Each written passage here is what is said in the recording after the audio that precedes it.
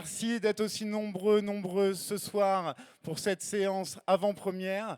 Elle est très particulière puisque c'est un premier film pour la réalisatrice qui sera parmi nous ce soir. Une réalisatrice dont vous avez peut-être déjà entendu parler. Elle a obtenu le César du meilleur court-métrage en 2018 pour Les Bigorneaux et elle est là parmi nous ce soir pour nous présenter son dernier film et premier long-métrage, L'âme idéale. J'appelle Alice Vial à me rejoindre. Elle est accompagnée de son co-auteur et porteur de l'idée originale du film, l'inarrêtable Jean-Toussaint Bernard. Et ce n'est pas fini, puisque nous avons aussi l'honneur d'avoir parmi nous l'actrice canadienne que vous avez pu rencontrer dans Simple comme Sylvain de Monia Chokri. Elle est une as du cinéma et une héroïne de la comédie romantique. J'appelle à me rejoindre Magali Lépine Blondeau. Et vous le connaissez certainement, il porte plusieurs prénoms. Son vrai prénom, c'est Jonathan Cohen, un as de l'autodérision et un incontournable de la comédie française.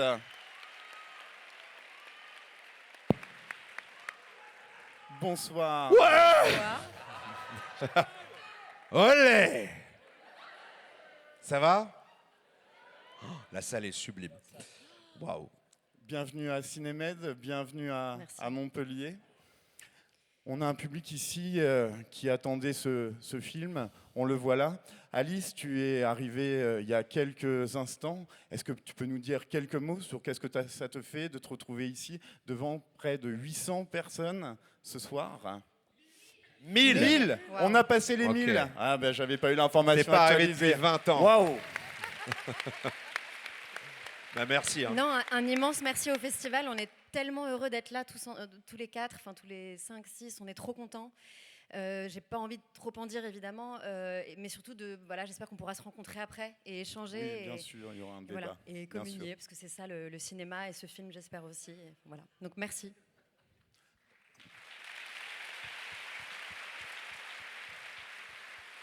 Est-ce que tu souhaites dire un petit mot?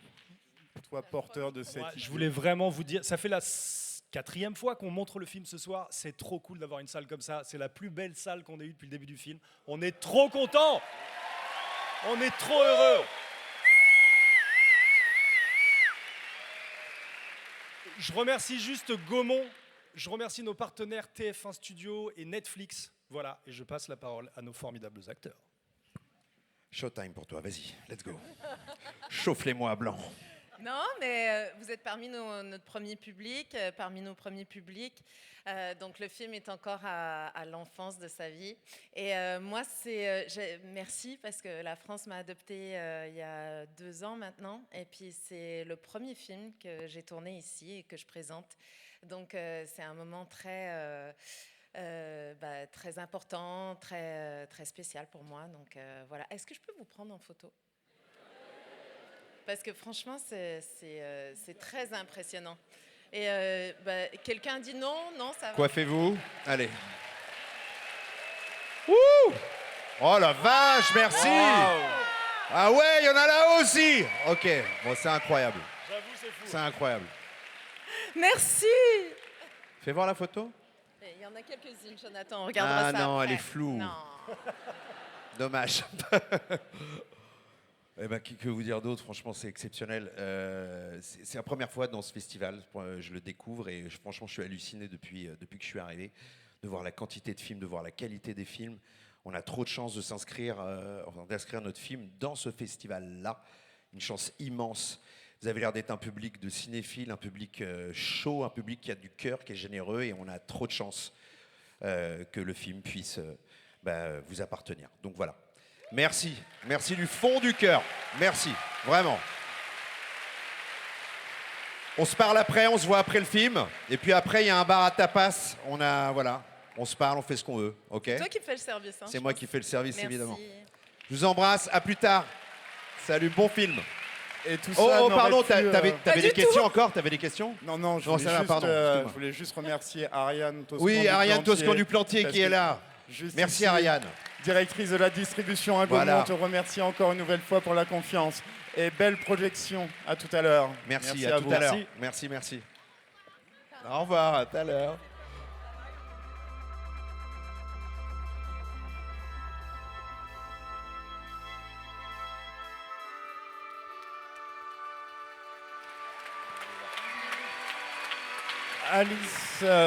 Alice Vial, Jean Toussaint, Bernard, Magali Lépine-Blondeau et Jonathan Cohen.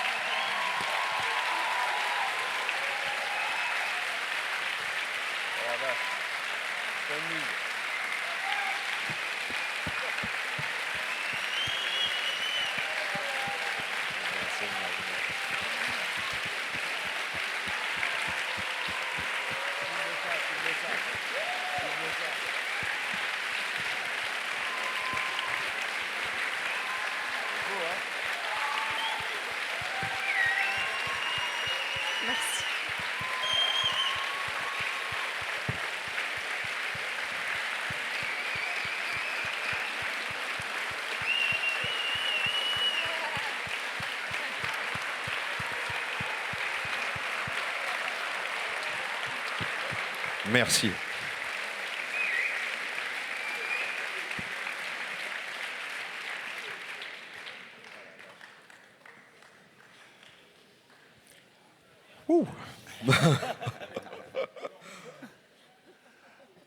On va reprendre aussi notre respiration. Merci d'être là pour l'accompagnement de ce film, de ton film, de ce premier film absolument saisissant où des personnages se révèlent finalement et deviennent indissociables l'un de l'autre avant de se relibérer vers une vie autre et différente.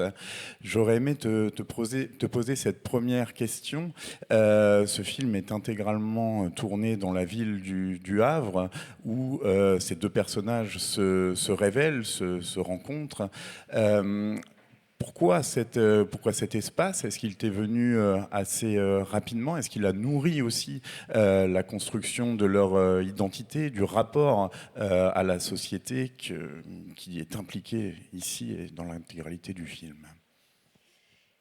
En fait, c'était hyper important pour raconter cette solitude des grandes villes, la solitude d'Elsa, d'être dans une grande ville donc. Et j'avais pas du tout envie de tourner à Paris pour plein de raisons. Et du coup, je cherchais une ville qui est pas, j'aime beaucoup, hein, mais son petit centre médiéval, la petite ville française. Il fallait qu'il y ait cette verticalité qu'il y a au Havre, ces immeubles où on peut se sentir à la fois très nombreux et très seul. Ce que j'ai aimé au Havre aussi, c'est que c'est à la fois beau et dur en même temps. Il fallait pas, voilà, je voulais un décor qui soit pas trop sucré pour raconter cette histoire. Il y a cette verticalité, il y a le port du Havre évidemment qu'on connaît tous, ce côté industriel un peu brut. Et la mer aussi, qui offre un horizon qui me plaisait énormément. Voilà. C'est pour ça que c'était évident, en fait, à un moment donné, d'aller là-bas. D'aller dans cet espace. Et Jean, quand tu confies presque cette idée et ces personnages, tu nous amènes ici dans un espace où la comédie, le romantisme et toute une part de fantastique font exister un fantôme joué par Jonathan sous le personnage d'Oscar et ce merveilleux personnage d'Elsa qui permet justement à tout cet ensemble de tenir. Quand tu choisis de nous amener jusqu'à ton idée et la confier à Alice, qu'est-ce que tu te dis? Comment vous vous rencontrez et comment ça s'est passé tout ça et comment ça s'est imbriqué? Merci de votre accueil. Pardon, on était hyper émus. Enfin, c'est merveilleux de vous avoir vu debout et tout ça. Je suis trop content. Voilà. Moi, j'étais fan du travail d'Alice en écriture. Ben, vous, oh. Merci vraiment. Moi, j'étais fan du travail d'Alice en écriture. J'avais eu la confiance de mes deux associés. Parfois, c'est très difficile quand on est très proche de se proposer des choses très intimes aussi. Je leur avais proposé une sorte d'histoire comme ça sur 10 ou 12 pages qui racontait l'histoire d'Elsa, la passeuse d'âme.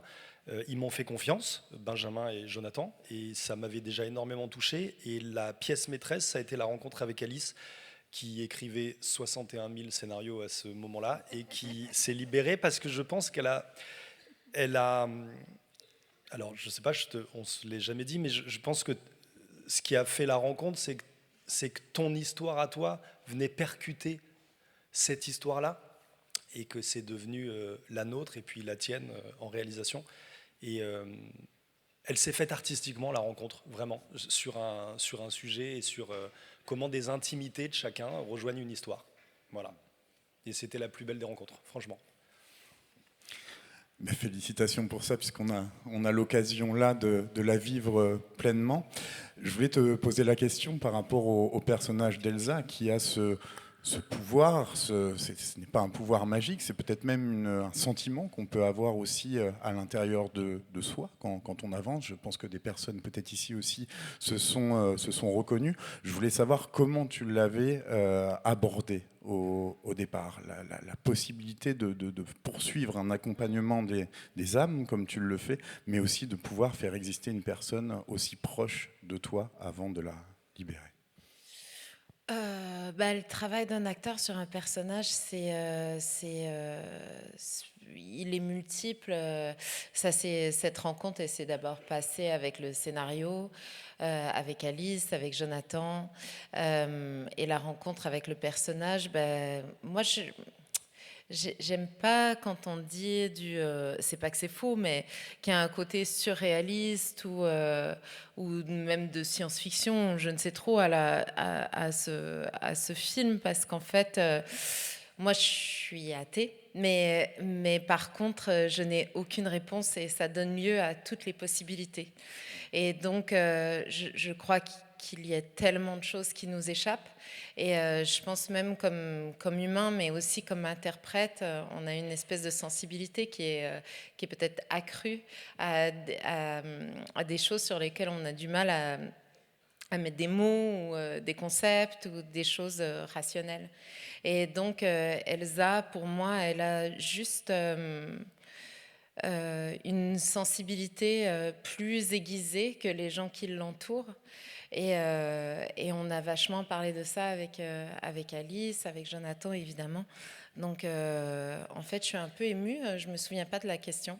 Mais si vous pouvez la répéter, parce que je suis perdue. Donc, merci de me rappeler à l'ordre. Pour vous rappeler à l'ordre, je vais passer J'ai bu 3 coupes de champagne aussi. Peut-être que ça a un lien. Ça mini-joue un peu, ouais. Mais bon. Mais tu as très bien répondu, en vrai. Mais c'était intelligible. C'était intelligent, très, intelligible. Waouh. J'ai tout noté. Waouh. Imaginez sans champagne. Et Jonathan, le personnage d'Oscar est finalement totalement dépendant, mais pas intégralement, du personnage d'Elsa. Je voulais savoir comment on fait exister un personnage comme ça, à la fois dans votre relation d'acteur à ce moment-là, qui permet finalement à lui-même de se dire mais j'avais des faiblesses dans certains espaces, j'apprends aussi à grandir, j'apprends mes doutes, je suis dans une pleine honnêteté avec moi-même et je ne transmets finalement que ce que je suis réellement avant ce départ. Je voulais savoir comment tu avais abordé tout ça et qu'est-ce que ça fait d'être finalement un fantôme. Casper. À la base, on voulait mettre un drap blanc pour que ce soit clair. Mais on l'a pas fait, on l'a bien fait, je crois. D'ailleurs, quand t'es pas dans le champ, tu portes toujours un drap blanc pour la petite histoire, pour toi, pour me nourrir.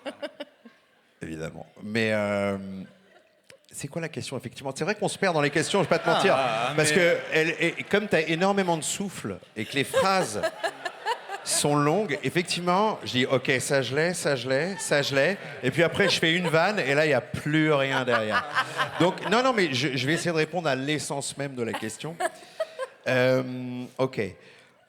Ça. Je vais le répondre en slam. Non, je ne veux pas faire cet affront-là. Non, pardon, surtout pas.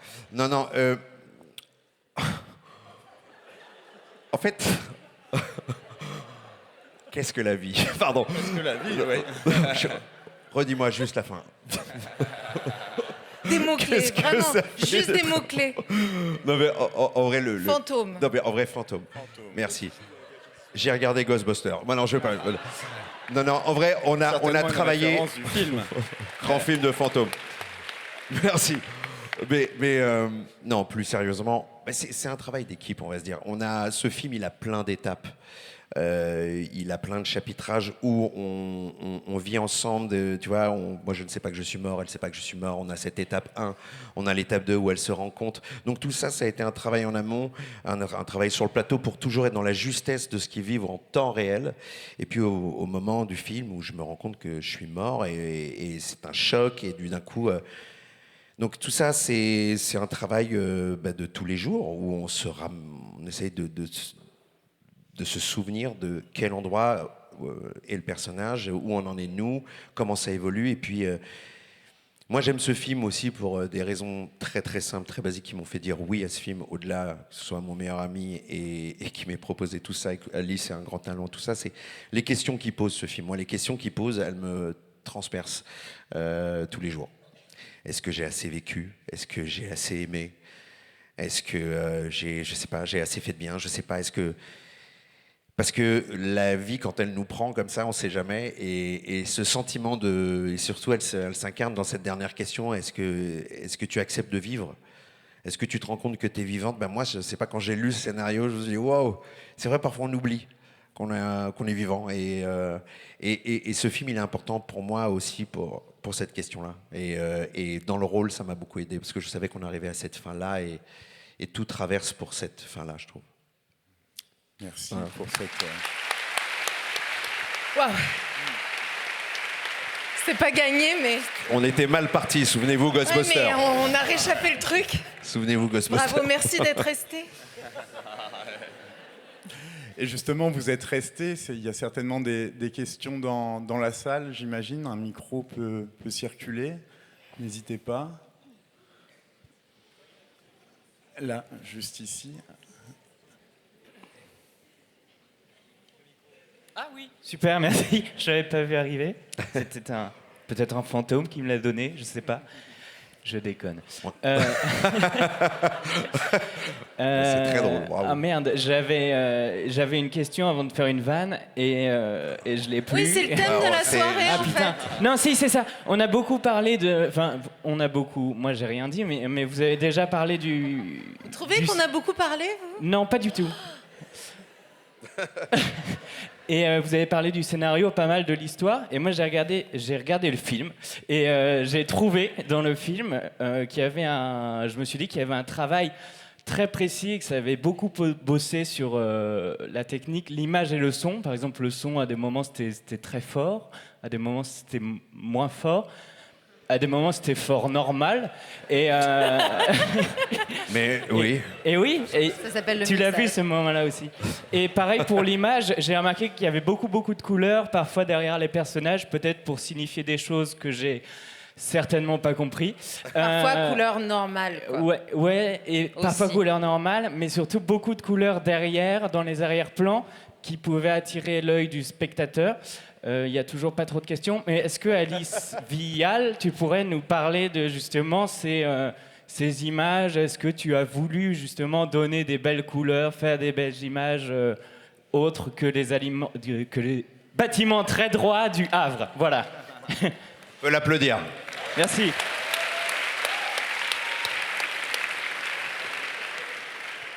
Oui, alors j'ai eu la chance, on a eu la chance d'avoir un magnifique chef-op et une très belle équipe image. Enfin, c'est Julien Poupard qui a fait l'image du film. Et effectivement, on avait réfléchi à cet arrière-plan tout le temps, comment utiliser ce décor, comment en faire un personnage. Et effectivement, il y avait ces codes couleurs. Enfin voilà, vert, jaune. Enfin, il travaille beaucoup avec 3 couleurs, donc bien vu. Voilà. Et donc c'était effectivement des choses qu'on s'était dites pendant qu'on préparait le film. Comment amener du romanesque, comment amener du cinéma à cette histoire. Enfin, voilà. Je ne sais pas si ça répond à la question. Mais... Et pour le son, pourquoi moins fort, plus fort, pas fort du tout? Alors, Mauvais mix ou choix artistique? là j'ai pas de... Là, je n'ai pas de réponse. Par contre, c'est vrai que cette question de l'arrière-plan, elle est extrêmement importante parce que c'est pas... je ne veux pas parler pour toi, mais Je vais le faire. Vas-y. C'est J'ai pas pour besoin d'aide. rien non plus que tu es au plus près des personnages. C'est qu'à partir du moment où la ville vit derrière, c'est aussi le regard que les autres peuvent poser sur la réalité que vit Elsa au moment où elle est avec Oscar, qui est invisible aux autres. Complètement. Donc ça, tu l'as énormément réfléchi en amont, les moments où en fait tout serait à l'image, c'est-à-dire le monde extérieur qui devient une pression en fait sur un regard réprobateur et un jugement sur ce qui pourrait être perçu comme de la folie chez Elsa. Et pour moi, c'est aussi une réflexion sur ce qu'on juge être un espace mental acceptable socialement. Pour moi, il y a cette question qui traverse le scénario qui est extrêmement importante pour moi et qui m'a énormément touchée et qui est une des raisons pour lesquelles j'ai été aussi appelée par cette histoire, parce que je la trouvais très importante et encore plus intéressante parce qu'elle était en pointillé et non pas frontale. Voilà. Merci. Et ça se traduit à l'image aussi.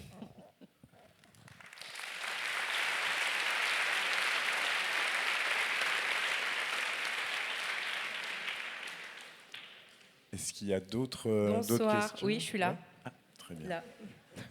Là. Moi, j'ai une question pour Monsieur Cohen. Je suis là. Tout en... Là. Bon. C'est pas grave.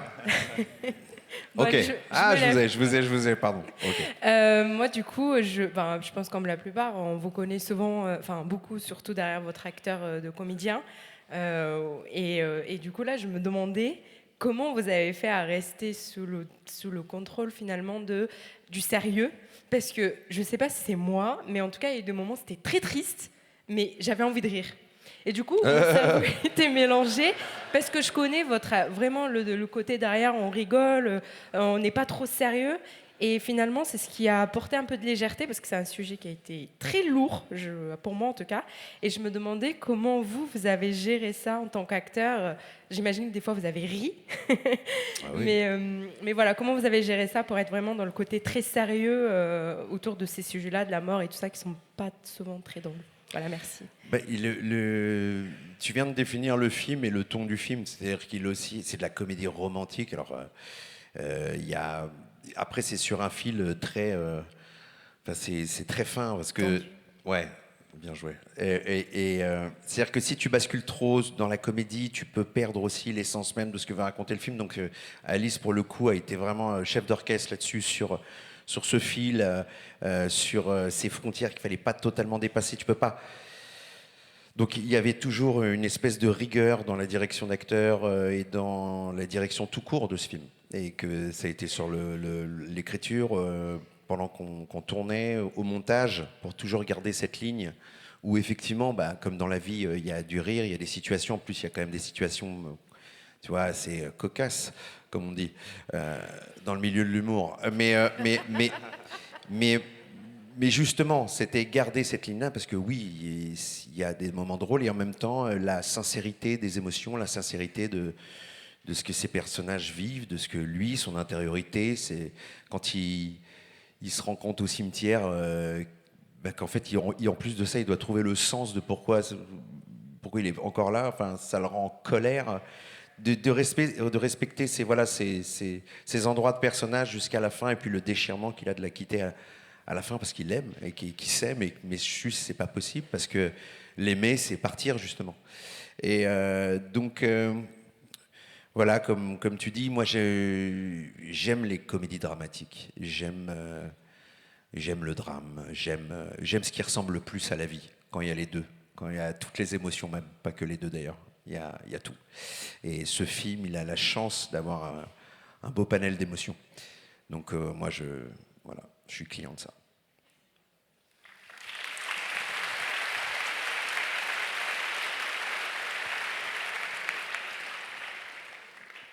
Bonsoir. Ah, j'ai une question. Ici. Alors, on ne Pardon. vous voit pas. Ah oui, Oui, à ici. droite. Alors moi j'ai une question un peu, plutôt cinéma.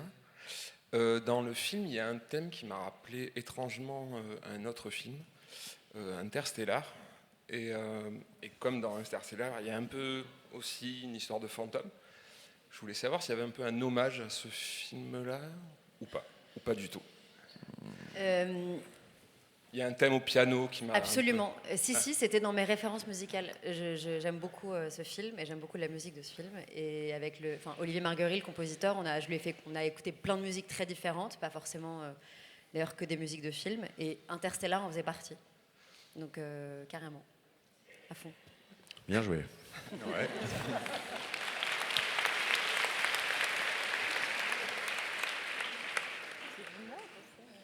Bonsoir.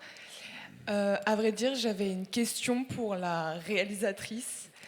Comme c'est votre premier film, comment vous l'avez senti pour aborder un projet de ce type? Parce que c'est énorme, faire un film. Et j'aimerais savoir comment vous l'avez ressenti, si vous avez eu je présume des doutes et des peurs, mais comment vous les avez abordés pour aller jusqu'au bout de ce projet? J'ai eu des peurs et des doutes tout le temps, tous les jours, chaque instant. Et ce qui m'a aidé à les traverser, je pense, c'est le travail en équipe, en vrai. C'était la seule réponse à ces doutes et au fait justement que je trouve ça très exigeant de faire un film qui propose de rire et qui mélange ses émotions dont parlait Jonathan. Et la comédie dramatique, c'est hyper exigeant parce qu'on est sur un fil. Il faut pas être trop pathos, il faut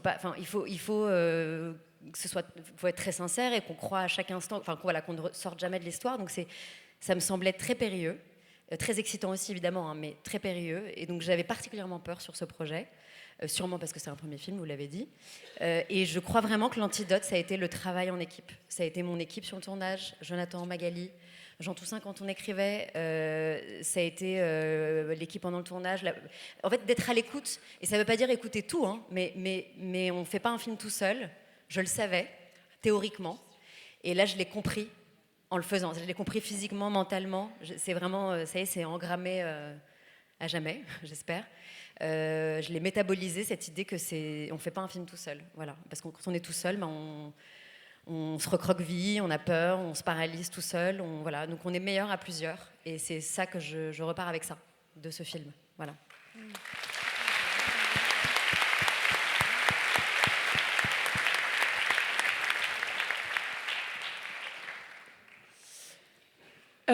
Bonsoir. Alors moi, c'était plus d'abord une affirmation. En fait, je pense comme beaucoup de gens, j'ai connu Jonathan Cohen par rapport à des séries comme Family Business, Le Flambeau, La Flamme, où il m'a fait beaucoup rire.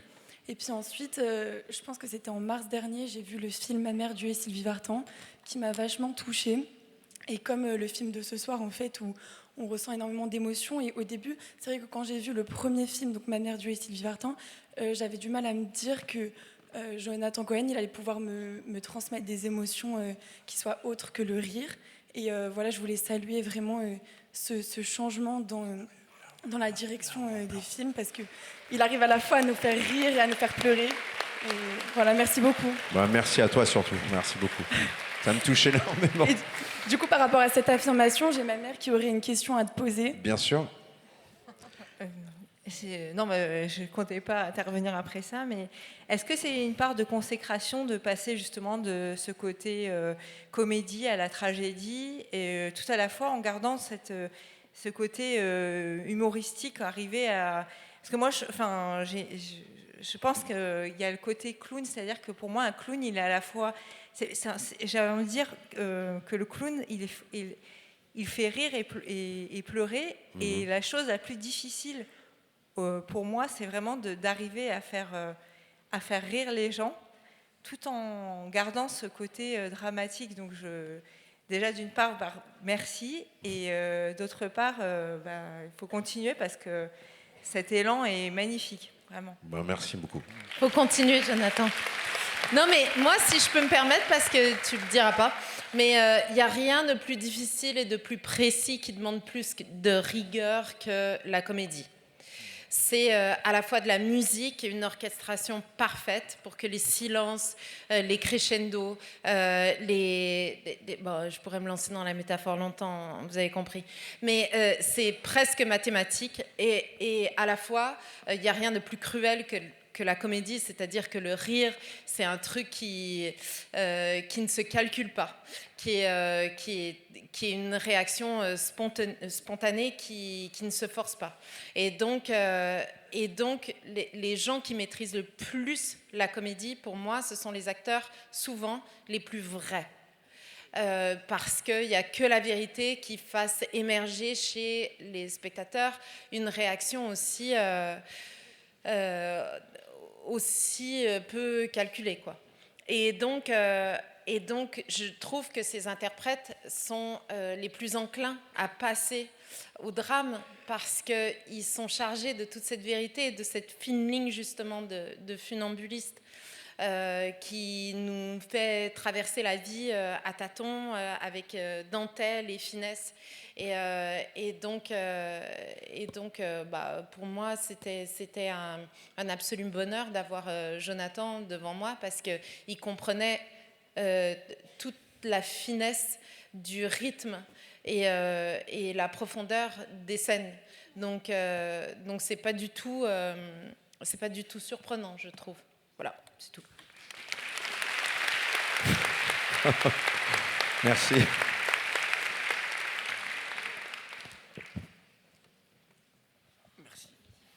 Bonjour. Vous voulez pas créer un froid Pas du tout, non. Je suis là.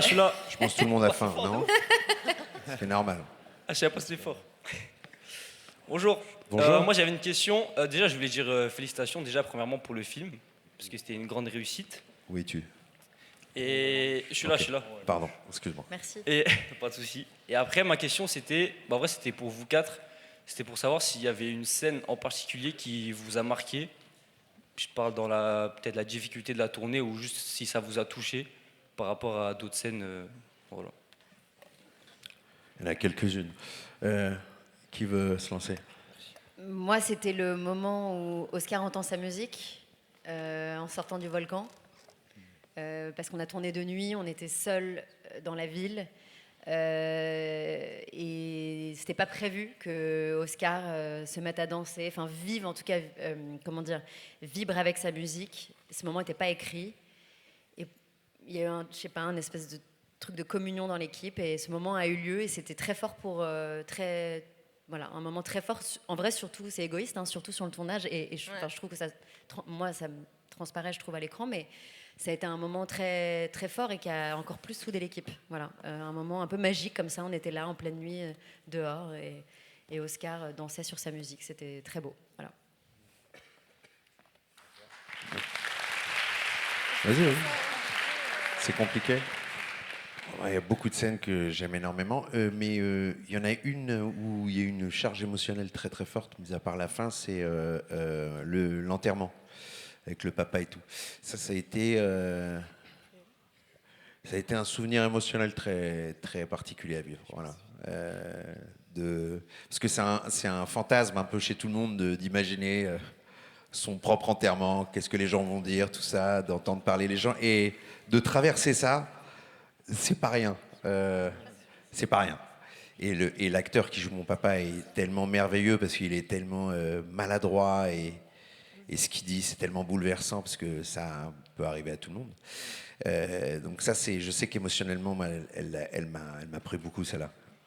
Voilà. Et toi?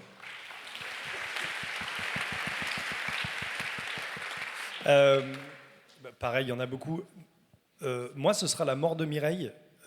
C'est un personnage qui est venu très tôt au scénario, qui est venu tout de suite. Et puis parfois, un acteur qu'on choisit, une actrice en l'occurrence, raconte autre chose avec son corps, avec son regard que tout ce qu'on avait pu écrire. Et Anne Benoît, l'actrice extraordinaire qui joue Mireille, ce mélange qu'elle a d'humour, comme on en parlait pour Jonathan tout à l'heure, ce mélange qu'elle a d'humour, d'espèce de presque de bonhomie, dans cette dernière scène où elle accepte sa mort avec finalement beaucoup de sérénité alors qu'elle nous avait dit qu'elle avait peur, il y a quelque chose qui me bouleverse dedans, mais je pourrais même pas dire à quel point... c'est un truc personnel, voilà, je sais pas. Cette Mireille, elle me raconte plein de choses. Voilà. On va peut-être vous laisser entrer, aller festoyer, avoir une vie à nouveau. En tout cas, vous ne pouvez pas savoir l'honneur, le plaisir, la joie, reconnaissance d'être là. Vous avez été un public d'une générosité, d'une bienveillance, d'une gentillesse. On est tellement heureux, vraiment, de partager ce film avec vous. J'espère qu'il vous a plu. Et je vois vraiment, pour le coup, chez certains, en tout cas, ça a plu vraiment. Mais merci de votre présence. Merci pour même le temps passé là. Vraiment, du fond du cœur. Du fond du cœur. Merci, sincèrement. Voilà. Et plein de belles choses à vous. Que la vie soit douce. Voilà. Plein de belles choses à vous. Merci pour votre temps. Yes. Merci. Merci à vous. Le film sortira en décembre dans les salles. Le 17 N'hésitez décembre. pas à en parler le 17. Merci.